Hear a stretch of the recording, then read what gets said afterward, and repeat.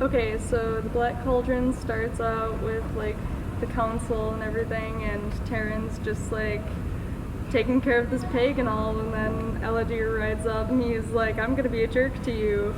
And Terran's just kind of like, whatever. And they get in a fight, and basically, then the council is called, and what's his face? Whittian or something like that? Is that how you pronounce it? Who? Gideon. I just say Gideon. You say Gideon? Yeah. Okay, well, sounds nicer. he basically tells everyone what they're gonna do and like how they're gonna go after the Dark Gate to get the cauldron and everything, and he tells them what each of them are gonna do and his whole plan and all. And then they start taking off, and then they're all riding along, and basically Terran talks to, how do you say his name? Aiden? Or Aiden. I'm just gonna like go to you for all the Okay. pronunciations because you're right there. And basically Aiden talks about all these dreams that he has and everything. And then once they reach the Dark Gate, they basically split up and they're putting the plan into action. But then at some point, like, people start writing back and they're like, oh yeah, the plan went totally fine except for, you know, the cauldron's not even there. This was all just kind of a waste of time. And some people got attacked and we had to split up and we're all gonna meet back at this place. And then they're all like, oh no, there's these huntsmen coming after us and we've gotta hide and we gotta get away because it's pointless to fight them. And then they're like, and then Dolly's like, oh yeah, I know what we're gonna do. And then he's like, magical portal. Yay. I'm leaving. Magical portal. So at the beginning of chapter 6, we find Dolly shouting up a tree, a very dead tree, and everybody's just kind of standing around, not really understanding what's going on, until you hear someone say, Elwyn say, it's a waypost of the fair folk. And eventually you hear the Guardian speak to Dolly and saying, oh, it's you, Gistel. I might have known. So it is you, Dolly, a sad voice replied. I wish you had given me a little warning. And so appears Gistel, and he's described as the figure heaved a long and melancholy sigh, and the portal opened wider. Tyrion saw a creature which, at first glance, looked like a bundle of sticks with cobwebs floating at the top. He realized quickly that the strange doorkeeper resembled certain of the fair folk he had once seen in Eladin's kingdom. Only this individual seemed in a woeful state of disrepair. So they go through into this portal with the horses and everyone else, and Gistel is just a sad man. He's very unhappy that this party has come along and wants nothing to do with him. And it's just kind of him complaining about how cold it is and how nasty it is. And then finally, near the end of the chapter, we meet Caw, which is a raven. And Tyrion is just giving Caw some love. Like, I don't know, him and the bird are bonding. And that's pretty much all I can say about that chapter. Chapter 7 is called Caw, and throughout this chapter, it's basically everyone trying to get information from Gistel about where the cauldron has gone and what had happened. Gistel doesn't really want to know, but it just so happens that he figured it out, and he doesn't want to give them any information at all until Caw gives away the names of the three witches, Ordu, Orwen, and Orgoch. And at first the party doesn't understand what he's saying, but they eventually figure out that, oh, these are the witches clarified by Gistel, and they finally figure out where these witches are, aka the marshes of Morva. That's pretty much the gist of this chapter.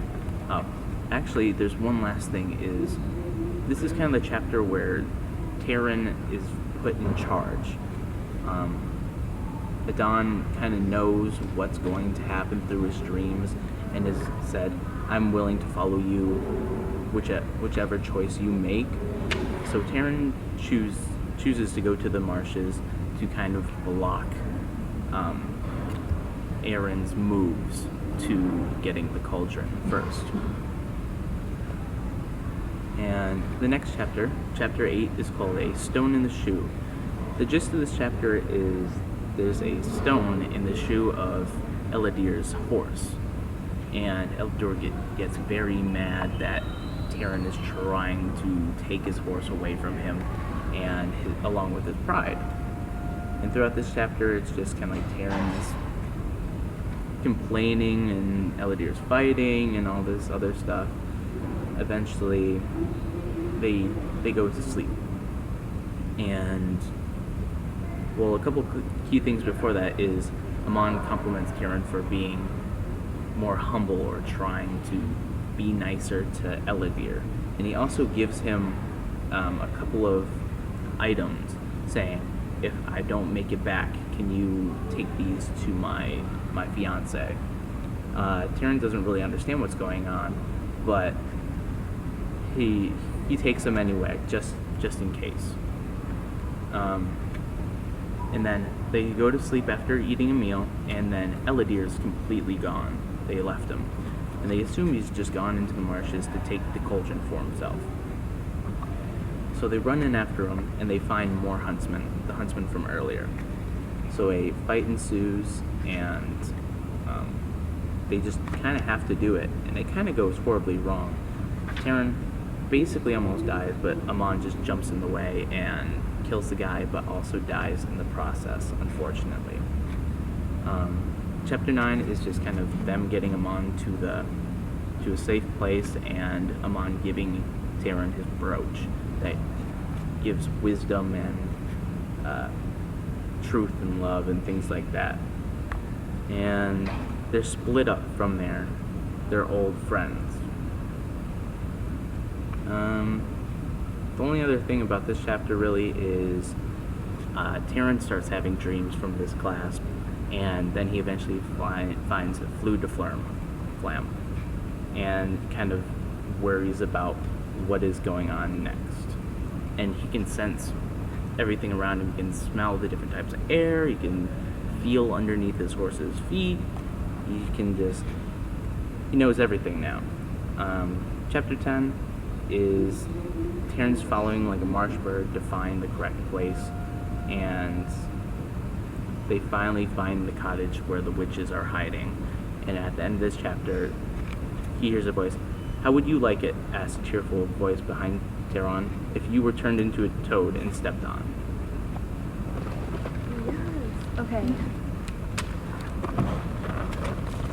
The witches were my favorite part, and I'm very happy about this. Okay. So after Taran gets asked that question, the witches reveal themselves by turning his sword into a snake. And during this whole chapter, it's just pretty much the witches are just playing with them, and they keep tossing back and forth, like, what kind of an animal do you want to get turned into? And they just keep basically like toying with them, like they're just like these little lost little puppies, and they just want to mess with them. And it's just so interesting to me how, like, in every single like book that takes place with like the Middle Ages or like a medieval setting, the witches are always described in three, like there's always three sisters, or they're just three women, and they're ugly. And in this book, it said her hair hung like a clump of discolored marsh weeds bound with vines and ornamented with bejeweled pins that seemed about to lose themselves in a hopeless tangle. She wore a dark, shapeless, ungirt robe covered with patches and stains, and her feet were bare and exceptionally large. Because with witches, they're evil and they're women, so it's ugly. So of course, all witches in literature have to be ugly. Pretty much this whole chapter is just, like I said, them toying around. And when Taran wants to introduce himself, he doesn't want to give anything away about like Gideon or the plan about the cauldron, but he knows that the witches have it, so he doesn't want to reveal that that's why he's really there. Let's see, I totally lost it. When Taran tries to introduce himself, he tries to make up names for himself, and the witches totally catch on. They're just like, you're lying, because they obviously know, because what is it? Didn't they have like a Never mind. I totally forgot. I thought that they like read his mind, but they totally like they're magical, so they totally knew that he was lying. It says, yes, by all means, murmured Orgach with a lip-smacking sound. I love names. Once again, Taryn hesitated. This, he said, gesturing towards Eilonwy, is Indeg and Prince Blessic. Orin giggled and gave Ordu an affectionate nudge. Listen to them, she said. They're delightful when they lie. So it's obvious that these witches are more than what Taryn thinks they are. Like, they're just not these hags. Like, they're powerful and they know what they're doing and they know that Taran is just not a weary traveler. And when Taran finally reveals who he is, he reveals that he's the assistant pig keeper to Dalvin, to which the witches are surprised because they actually know who Dalvin is. And I think that was Tarn's like savior, like for the witches to be like, oh, you're Dalvin, oh, okay, we love him. You know, we're not going to turn you into toads. And this was pretty much just the reveal of how Dalvin and the witches know each other. And it's just, the witches are kind of weirdly affectionate and nice. Like, I expected them to be really, like, mean. But when Eilonwy tried to go look at a loom, one of the witches told her, mustn't touch, nasty prickles. If you do, it's full of nettles. Come sit with us, there's a love. And it's just weird that they're just so nice, because I expected them to be really mean or, like, not, what's the word?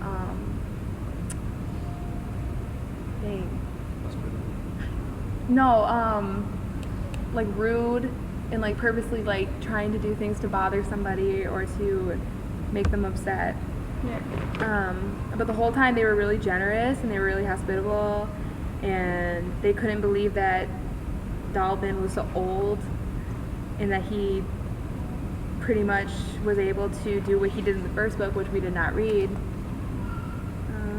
Which bothered me because I wanted to know like what was the big deal of the Book of 3 and Dalvin, but we don't know because we didn't read the book.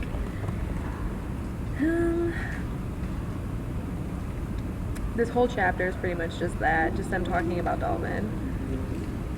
They reveal towards the end of it that they don't like the evil king Aron. I don't know how to say his name.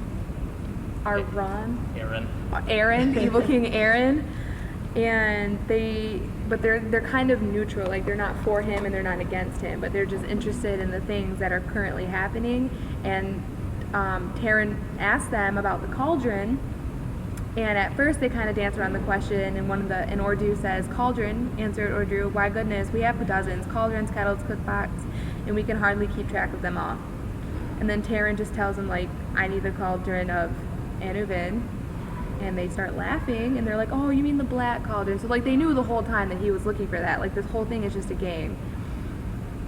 And they were telling them about, like, the cauldron born, and how, like, the black, they call it the black, what is it, Crocon? Crocon. They call it the black Crocon. I don't know the difference as to why they call it something else, but, Taryn insisted deciding this was needed the name of Aaron's cauldron. Why, will you not tell me the truth? Is the cauldron here? Of course it is, replied Ordu. Why not, since it was ours to begin with, and always has been. Yours, cried Taryn, and Aaron stole it from you? Stole? Ordu answered, not exactly. No, we couldn't say it was stolen.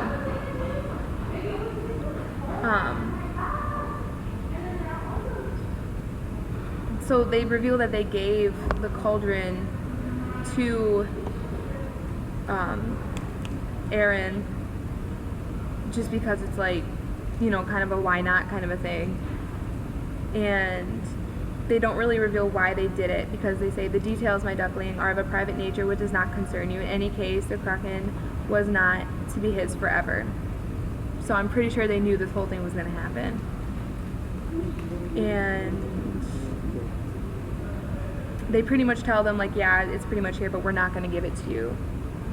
Which leads to them staying the night, and Gurgi goes searching to, like, for fur and stuff so they can sleep on for the night, and Taryn is, like, determined to find the cauldron because he knows it's there, but Gurgi finds it, and when they try to take it, they get, like, there's like a spell on it, they get, every time they touch it, they can't let go, and no matter how hard they try, they just can't lift it, they can't let go of it, and this causes the witches to wake up. And that leads into chapter 14.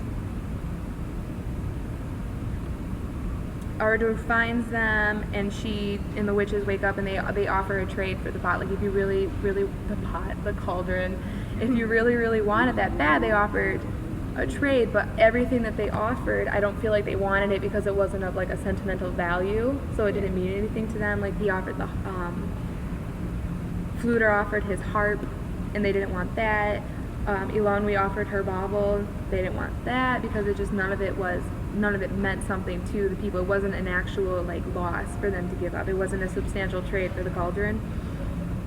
So after some thinking, Taran decides to give the brooch that Adrian gave him before he died, and the witches were like, oh sure, yeah, totally, let's take this because it means a great deal to you. And Taran did not want to give it up because it meant so much to him, but he realized like it's for the greater good. Like, if I don't get this cauldron, somebody is going to come get it, Aaron's going to come find it again and use it to keep fueling his armies. So he gives them the brooch, and the witches give them the cauldron. And then the next day they leave, and I totally forgot the big part. When they were trying to lift the cauldron in their hands, wait, no, this is totally after it. I'm so mixed up. They tried to destroy it after they got the cauldron, but then the witches told them that they can't be, the pot can't be destroyed by like human hands or tools or any like natural way. An innocent, well, not an innocent person, an alive person has to crawl into the cauldron, and that will cause it to crack and break, and it will be destroyed. So after that, they try to, we have to go get it back to Gideon, and they just start having all these doubts because they're just trying to get it, and this guilt that Taran gave up Aiden's brooch just always lingers over his head. And Elonwe kind of reassures him and says, don't forget, no matter what else happens, you won the cauldron for Gideon and Dalvin and all of us. That's one thing nobody can take away from you. Why? For that alone, you have every reason to be proud. So she kind of just reassures him that you're doing the right thing. Adrian would have been proud of you. And that kind of just leads into chapter 16. Yeah, I totally forgot what chapter 16 was about, so that's all you. Smooth. Alright, so chapter 16 begins with the party deciding that they're going to go into the forest of Idris. They do this because they want to stay away from the sight of Aaron and avoid fighting Gwenthians. But the problem is that this path is very hard, very narrow, so the party has a lot of trouble getting through. So much so that they kind of overwhelm the horses. In fact, Taran says, we'll never get it through the forest, no sense trying. He kind of gives up. He kind of, at more along the end, he decides that they're kind of cursed, or the cauldron is to never reach Cal Dolben.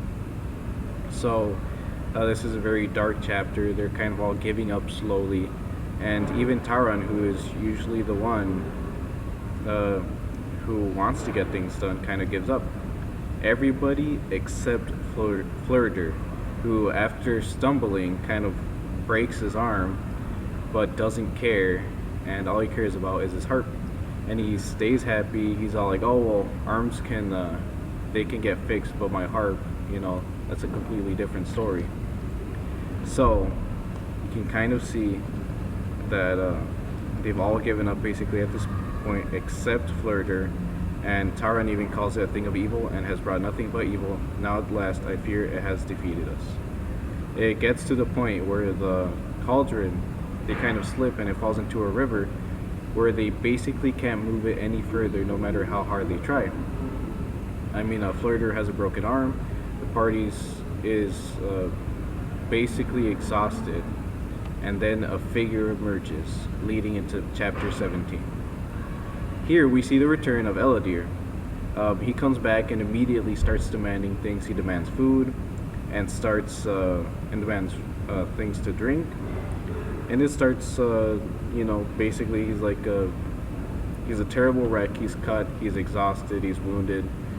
And he starts saying that he's already been to the witches, he's already traveled looking for the cauldron, and he's had no luck. Taran starts saying that he abandoned them for their own glory, and Eladier kind of agrees with him, but then again says that Taran is doing it for the same thing. It gets to the point where Taran basically tells him that they do have the cauldron, and Eladier begins saying that he cheated him. He cheated him from his pride, from his glory, and says that he will not help them recover the cauldron from the river. So, basically, Taran he kind of puts his pride aside and he puts his hatred towards Eladier aside and asks Eladier for help.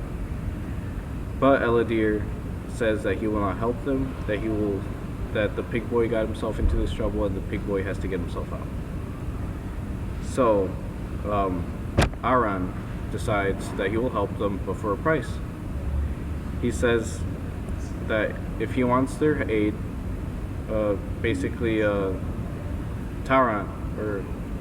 has to say that he didn't do anything and that he had no part in recovering the cauldron, and Eladier basically found the cauldron and recovered it, and they have to be under his command for the rest of the journey. Taran has a hard time deciding this, but he quickly, I say hard time, but he kind of thought it for like a second, then gave up and said, all right, I'll do it. Because he decides that his pride is something much lesser than the task, which is destroying the cauldron. The rest of the party kind of doesn't want to do it, but they kind of agree with Taran at the end, and they all decide to agree to Eladier's terms.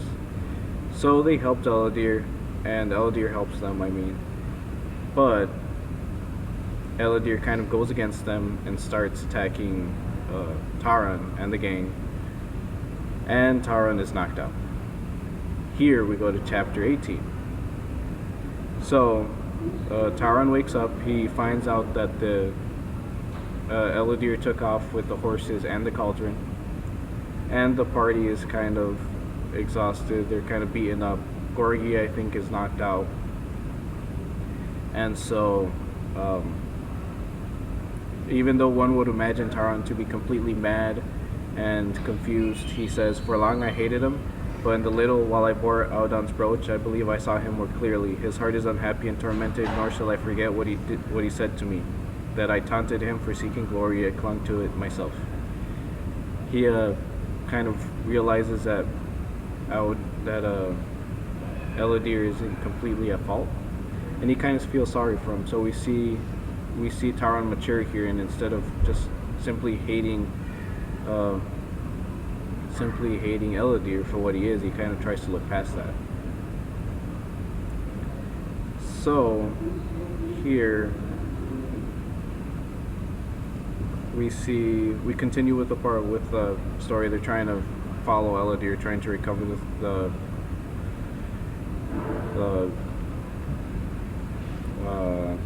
cauldron, and they end up meeting up with King Morgan's. So they end up meeting up with King Morgan. He finds them, and he informs them that they had already found Eladier and they had already gotten the cauldron, and that Eladier claimed that he had found the cauldron and that the rest of the party had died. Now Elenwy begins telling the king that what really truly happens, and so Morgan takes them back to their camp, and there they find that Eladier has been basically beaten up to the point where you can barely tell that his face, and they're all shocked, they're all confused, and Morgan orders them to be tied up and basically thrown into like a cell. In chapter 19, we see that Morgan doesn't fear Gwydion anymore, and that he wants to use a cauldron. He wants the power, and he wants to use it, and he offers Tauron the opportunity to be a war leader, second only to him. Now,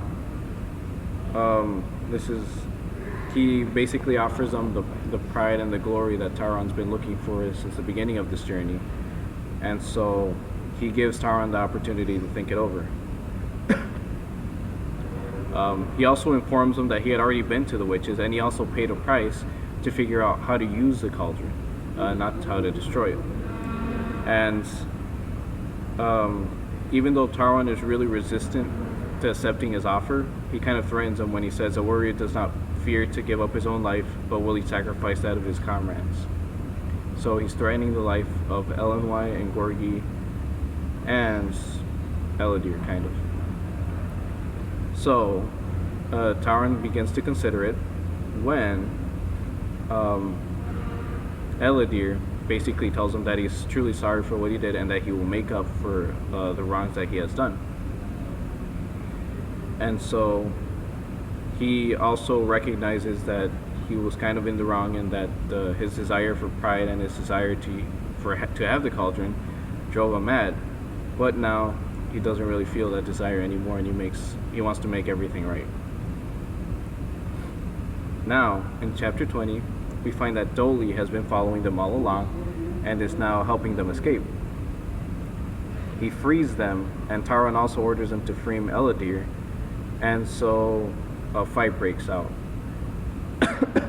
No, sorry. Ellidyr starts running towards the warriors, and they kind of grab him. Tauron flings himself to the King Morgan, and Ellidyr jumps into the cauldron, and which the cauldron gets split and shattered. Also, King Smoit shows up with his army, and a huge battle begins. And finally, Morgan, even though he fought savagely, fell, and his company as well. Now Tauron goes and sees the body, or what's left of Ellidyr. Ismalak, Ellidyr's horse, also goes to the body and decides this is a good time to commit suicide and jumps off a cliff. The King Smoit, right? Mm-hmm. King Smoit and Gwydion are there, and Gwydion tells them that he did a good job to Tauron, but Tauron says that Ellidyr was the one who paid the final price, and that the pride should go to Ellidyr.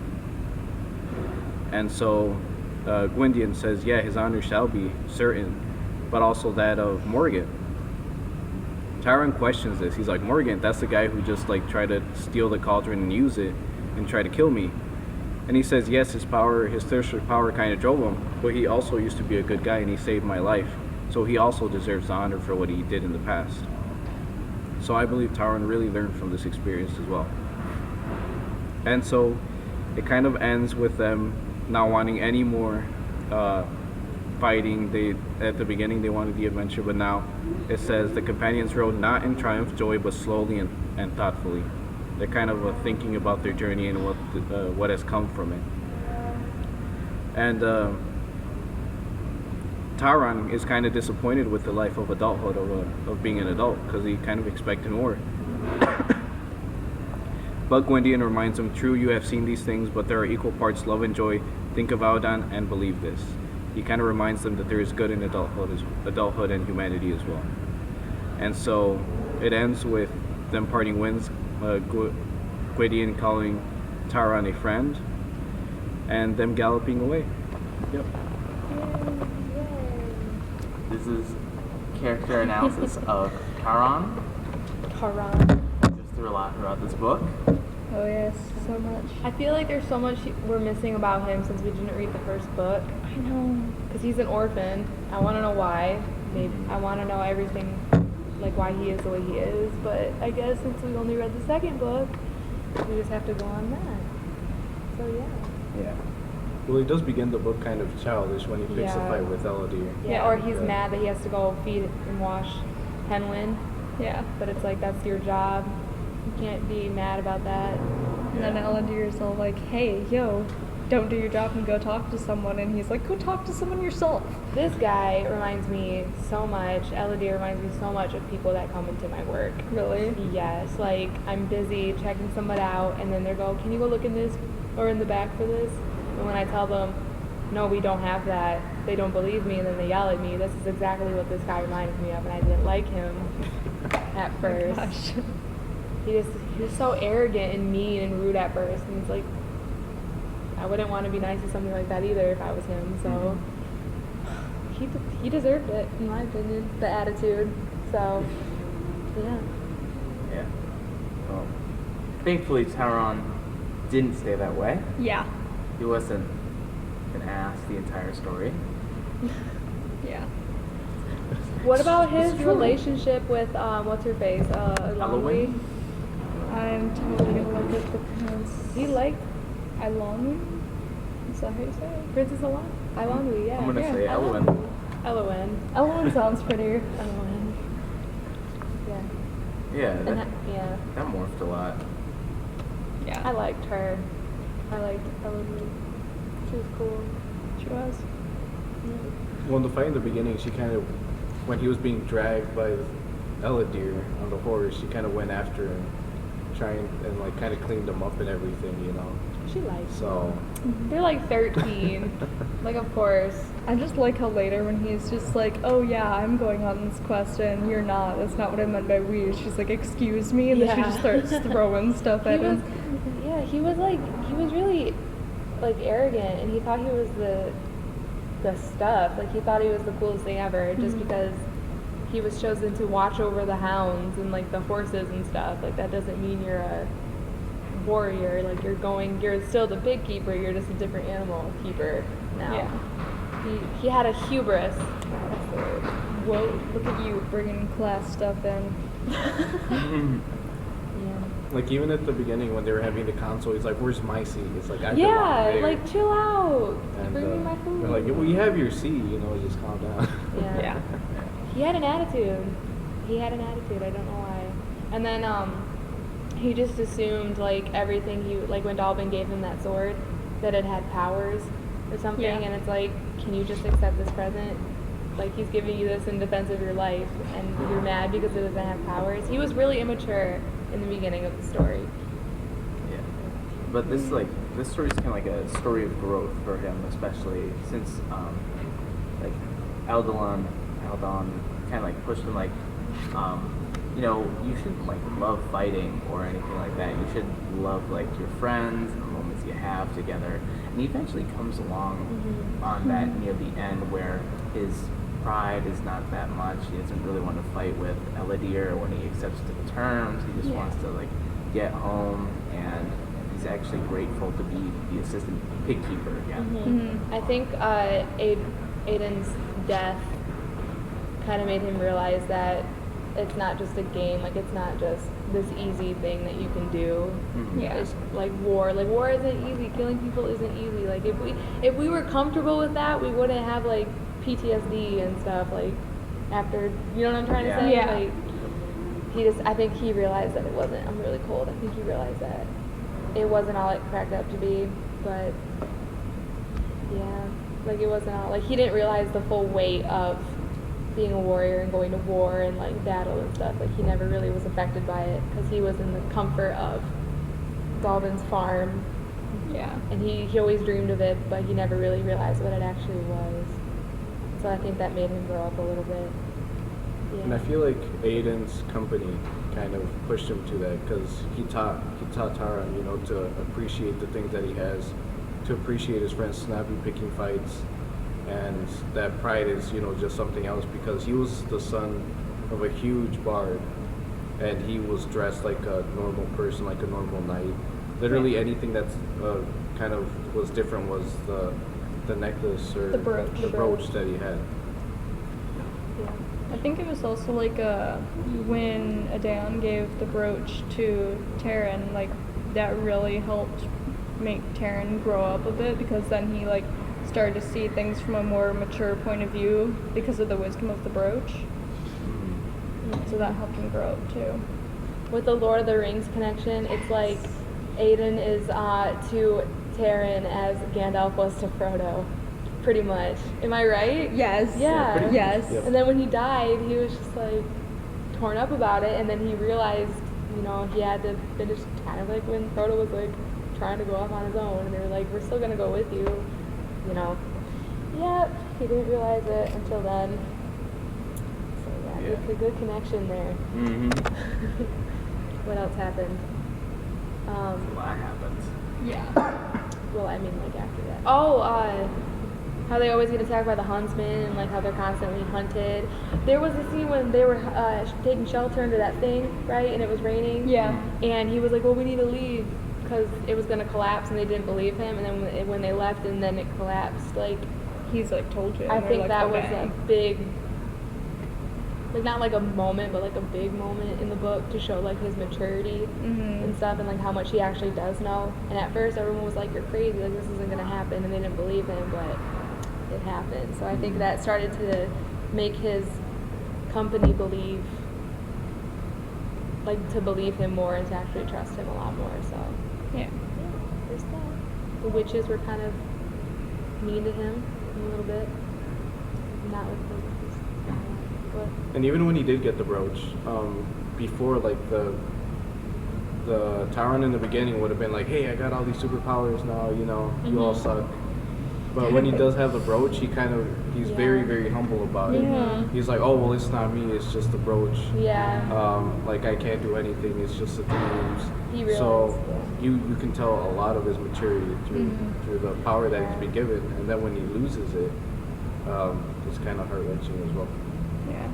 And I felt like the witches taught him like a big lesson. It's better to give up like a material something rather than something that's a part of you, like a summer's day, and or like your friends, or something that's a part of them, like the harp, or like their jewelry, or their Yeah. magical wallet full of food. It's better to kind of give something that wasn't necessarily yours, but or a part of you, but it's in your possession. Yeah. I think the witches made him humble too, because it's like how he kept lying and tried to act like he was this big bad whatever, and they were just like, no, like you're just a little boy. And I think it taught him kind of like to be humble too, and like humility, like about himself. Like he can't just put up a front about who he is when he's like not like that at all. So Yeah. yeah, and then the whole thing with getting the cauldron back to his people was rough. They got, what did he get caught in a river? Yep. Yeah. And then like Yeah. the cauldron was stuck between the rocks, and they're like, we can't do this. Imagine how big that must be. If it's big enough to put a person in it, that's a big ass cauldron. Like that's huge. Like that's like a bathtub, basically. Like pulling a bathtub through like the swamps. Yeah. Like a big metal bathtub. Like that sucks. But I think like the peak of Taran's like growth is when he's like agreed to Eladir's terms. Yeah. Like I don't think I would have done Oh, that no. even if Cool. I went I through all told you he was a that. big jerk. I wouldn't So rude. It was so rude. How would have been so? But he realized that it was for the greater good. Like we need to put our petty differences aside and do what's right for, kind of like what America needs to do with everything else. So. And even when he was betrayed, and basically the terms were like void, I would say. Yeah. And he met up with King Morgan. He still didn't want to say. Yeah. He still wanted to be like, oh well, yeah, sure, whatever. He found it. He still wanted to live by his word. And if it weren't for Elenwy, Morgan wouldn't have known. Yeah. That's like the oath that he made with Eladir. Like it's like really contrasting to the oath he made to Morgan, because the oath he made with Eladir was like honest, and then the one he made to Morgan was like really like forceful. Like he threatened him to do it. Like he basically just did it to save himself, which wasn't a real oath. So that's why he like was just like, I don't really care because it wasn't real. It's like if somebody threatens you to not tell a secret, you know, and it's like, but the secret could be, I don't know. Yeah, it was good contrasting thing. I noticed that. It was nice. What else happened? I think seeing Eladir sacrifice himself too. That was a lot of growth for Eladir. Yeah. I was expecting it.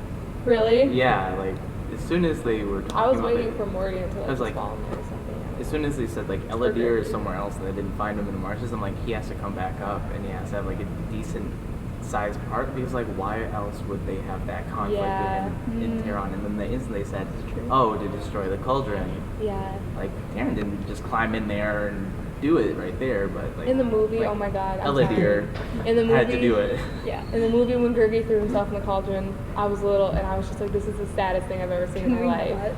Please. But he came back to life, so it's like, it's fine. It's a Disney movie. It's always gonna have a happy ending. Yeah. Disney. And this one, somebody else died too. The horse! Like, was it that deep? Horse, okay, animals don't have, some animals are self-aware, but I don't believe horses are self-aware. But I mean, okay. Yeah, I guess. I just read that and I was just like, okay. Like, that's really dramatic, but it's fine, I guess. Maybe the horse is just as dramatic as Eladir. It's just It like, was. Didn't it bite, his horse bit Terrence or something, right? When he was His trying to- horses would Oh yeah, fight. when he was trying to push him off the ledge. Yeah. Yeah, Also, his- when he was trying to heal him. Kind of, Yeah. His horse bit his horse, like, so rude. Dang. I feel something else that really shows how much he grew, but in not so much of a good way, I would say, was that in the beginning he wanted to be part of the manhood. He said he wants to be part of it. He wanted to be in the council, and then in the end he's like, well, this is manhood, treason, killing, death. He's like, I don't know if I want to be part of it. He's like, this is terrible. But then And it's like, too late, you're a man. Yeah, it kind of twisted his view, like everything it went for humanity, and I feel like he needs to be reminded, especially at the end, like that they're still good, like Gwendolyn said. Right, Yeah. Gwendolyn? Is that his name? or Gideon? Gideon, something like Gwendolyn that. sounds like a King Five Arthur different- type name. We have 5 different Gwendolyn. names for every character. We really do. Okay, let's see. It'd be on the next page. No, Wait, it's right there. Gwydion? Is that how you say it? It bothers me. These names bother me. Prydain means Britain and Welsh. Gwydion. Sure. So- Gwydion. Yeah, We're just gonna go I say Gwydion. Gideon because it sounds like valiant.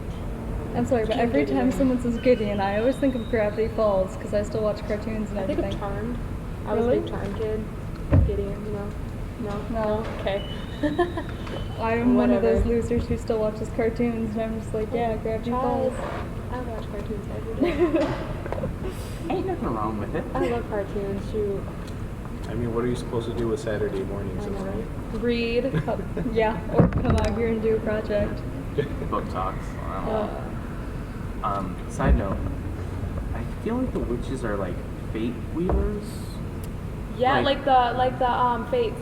Like, Yeah. you know, like yeah, with the, and like kind of similar to They're like like the oracles. muses and like Oh, and Roman. the loom could definitely like Yeah, be and a that's part how of that they because did it's all it. like prickly and nestly, like how life Yeah. is. And how they were always like, we aren't interested in like, we're interested yeah, in they were what neutral. Like they is. were just like we're interested Yeah, in what's they're- happening and now. they knew what was going to happen. Yeah. So it's kind of like them working on the loom every night. Is They them knew. weaving See, I the said fate. that they knew what they were doing. Like, they just acted like they didn't. I like that. They're witches. They're tricky. And like when what's his name? The wizard dude. Dalvin. Yeah. Yeah, Delvin. And he got like He got burned by the potion and The potion then- he put in his mouth, and they said that many people with that much knowledge in one household, we couldn't do it. Yeah. So it's like, did they have the knowledge of like everything, and like the 3 different types of witches are like different personalities? Or Like, past, present, future. Like the different. You know what I that mean? could be a Yeah. thing. Another interesting thing about them is that, remember when they kind of saw them in the night before they went to sleep? They weren't old or ugly anymore. They Yeah, were they really were young, beautiful really women. pretty.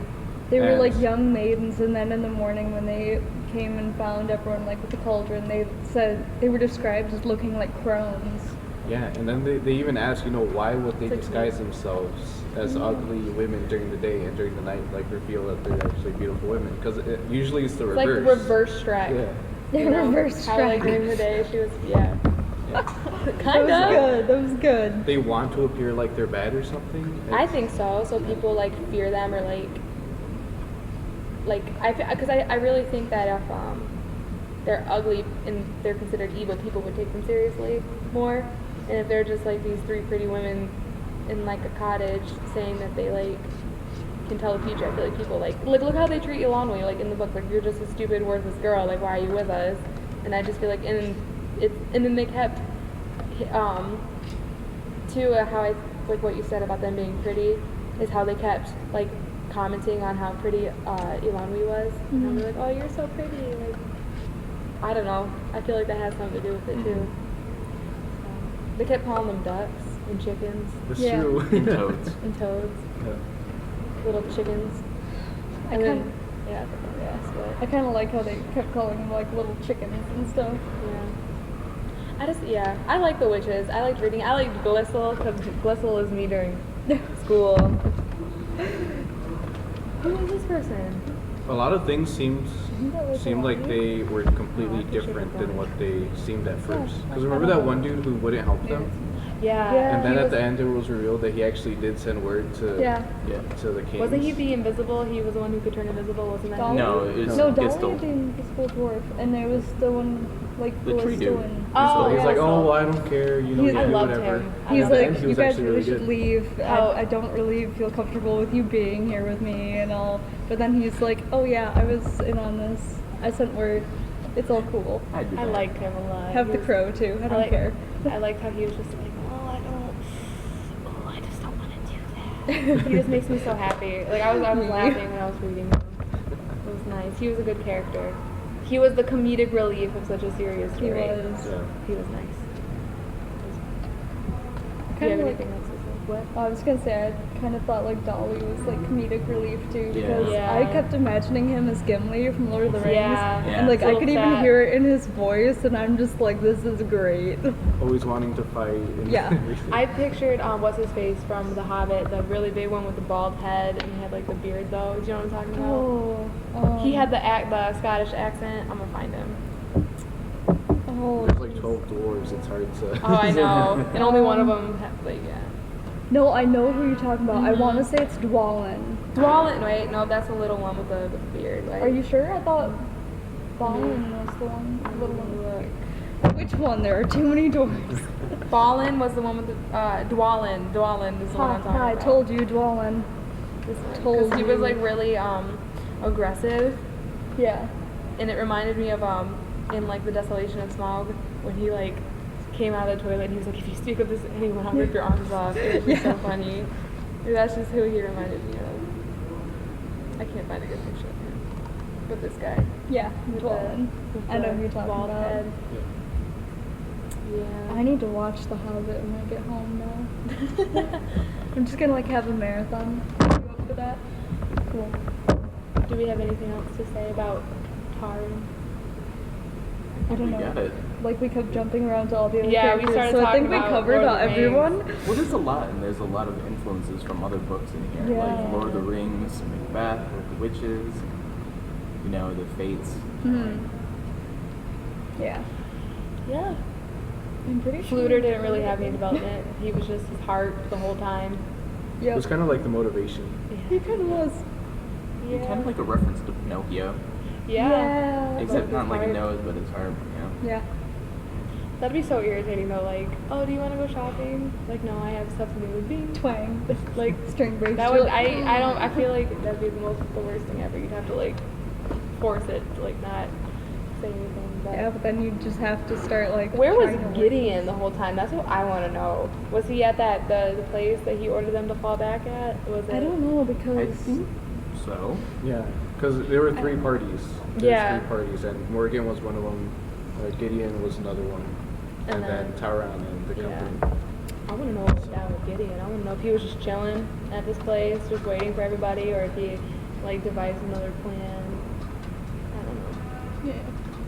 Yeah. Okay. I think we're good. All right. See you later.